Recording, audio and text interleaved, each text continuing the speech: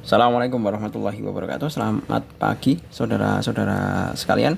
Kita lanjutkan pembelajarannya. Kita akan eh, menyelidiki mengenai pengaruh suhu terhadap kinerja enzim.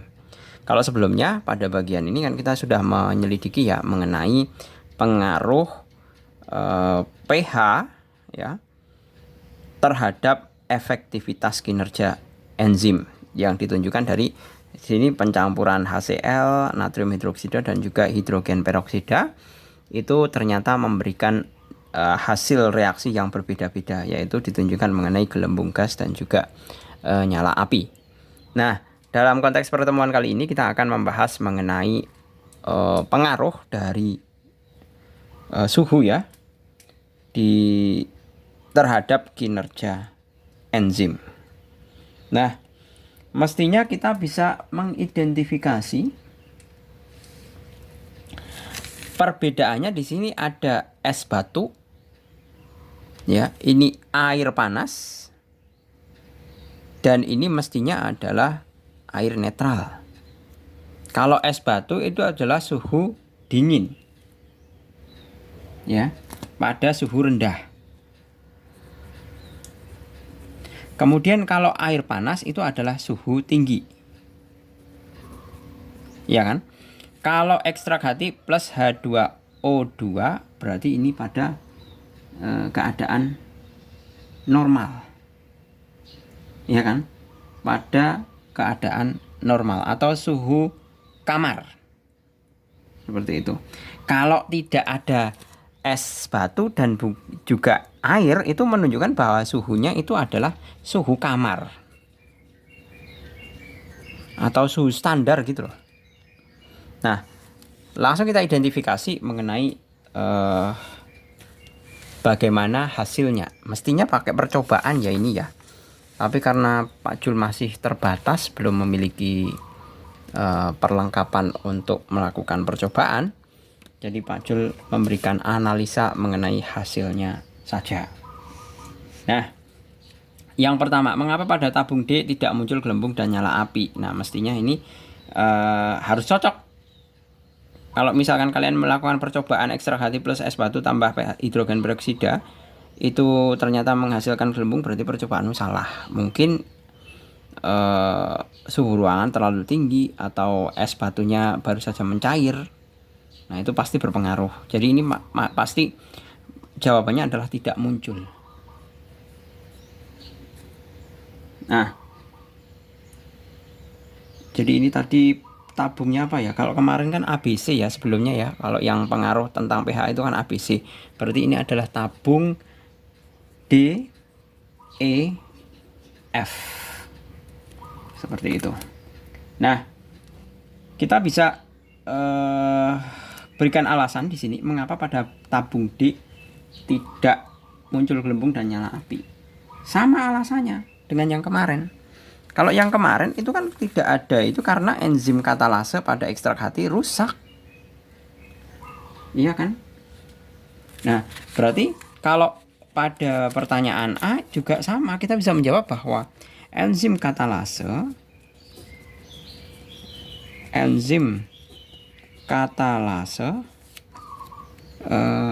rusak pada ekstrak hati ya, pada ekstrak hati rusak karena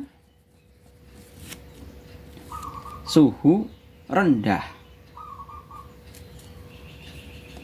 Suhu rendah. Nah, bagian protein enzim yang rusak pada suhu rendah, bagian protein yang rusak adalah bagian protein yang rusak pada suhu rendah adalah ikatan peptida antar asam amino.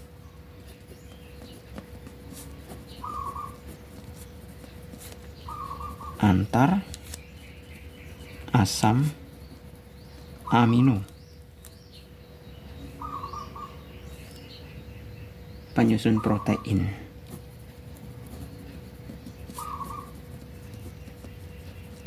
atau dengan kata lain mengalami koagulasi. Nah, seperti ini alasannya. Kemudian yang B itu juga sama ya, bahwa mengapa pada tabung E tidak muncul gelembung dan nyala api? Berarti E ini juga tidak ada nyala api dan tidak ada gelembung. Berarti sama, alasannya adalah enzim katalase pada ekstrak hati rusak karena suhu tinggi. Enzim katalase pada ekstrak hati rusak karena suhu tinggi. Nah, bagian yang rusak pada suhu tinggi adalah ikatan peptida. Sama ya. Bagian yang rusak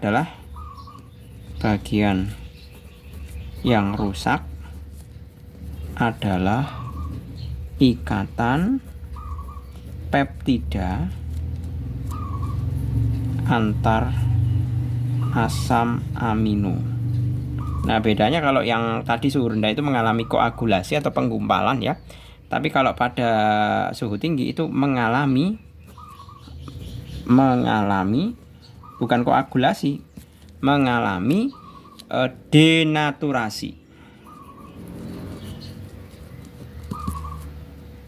Seperti itu. Nah, berbeda dengan yang C. Mengapa pada tabung F muncul gelembung dan nyala api? Nah, muncul gelembung pada gelembung gas dan juga nyala api itu karena apa? Karena enzim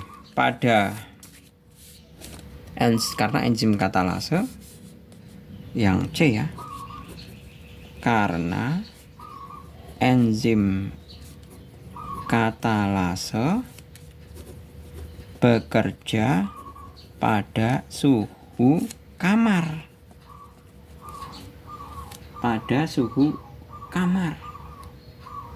Sehingga menguraikan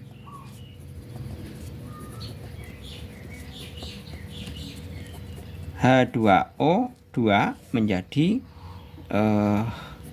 H2O ini sebagai gelembungnya, dan ditambah O2 ini sebagai nyala api.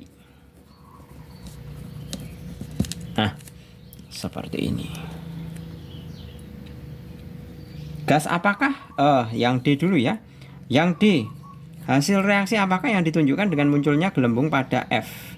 Gelembung pada F adalah gelembung itu menunjukkan air.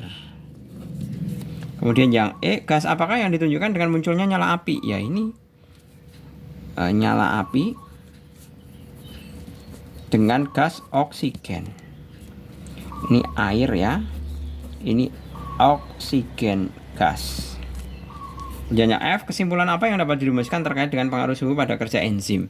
Nah, kesimpulannya adalah bahwa kinerja enzim itu juga tergantung dari suhu. Ya.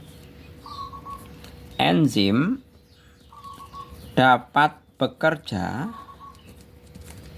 secara optimal pada suhu ini konteksnya pada suhu kamar ya. Itu konteksnya adalah enzim katalase pada ekstrak hati ya. Jadi kesimpulannya adalah bahwa enzim katalase pada ekstrak hati itu dapat bekerja secara optimal hanya pada suhu kamar.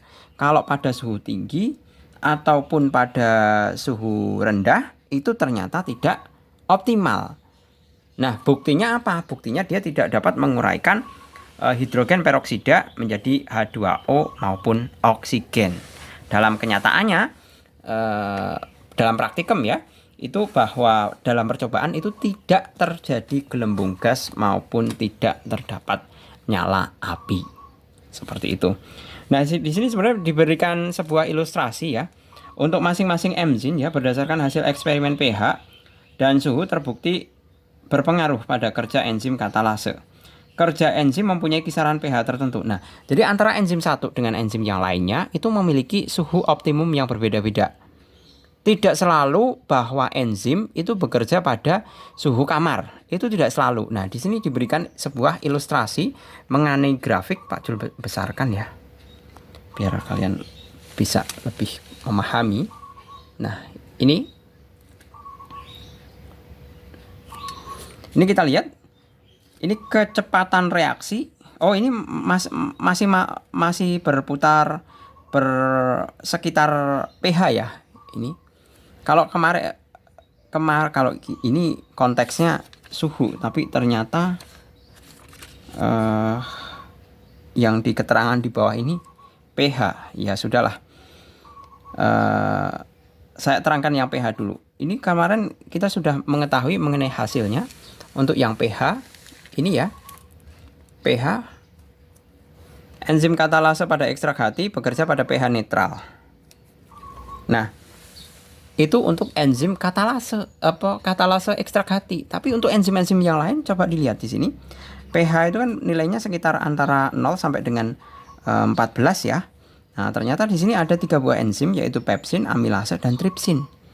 Pepsin optimal pada pH asam karena nilainya di bawah 7. Amilase bekerja pada pH normal yaitu netral 7.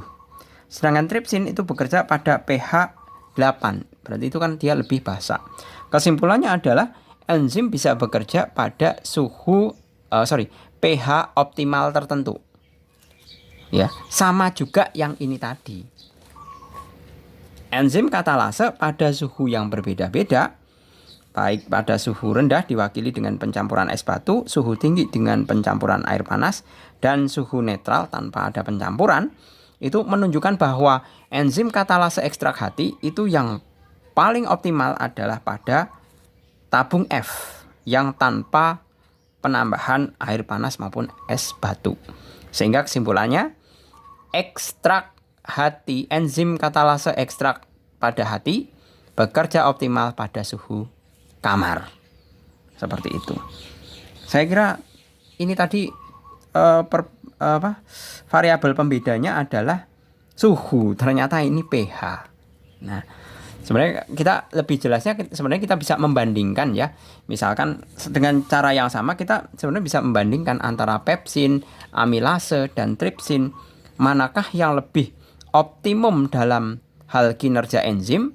Apakah pada suhu rendah, tinggi atau kamar? Itu sebenarnya kita bisa buat percobaan seperti ini juga.